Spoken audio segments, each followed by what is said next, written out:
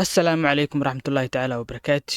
بسم الله الرحمن الرحيم. الحمد لله رب العالمين، والصلاة والسلام على أشرف الأنبياء والمرسلين سيدنا محمد وعلى آله وصحبه وسلم أجمعين. And welcome to our YouTube.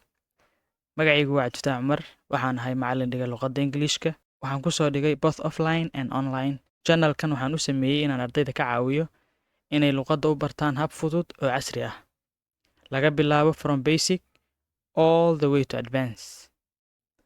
Waxaan halkan ku soo gudbin doonaa muuqaallo ku saabsan qaybaha kala duwan ee ay luqaddu ka kooban tahay, sida pronunciation-ka, grammar-ka, afarta xirfadood ee luqadda, sida speaking, listening, reading, and writing.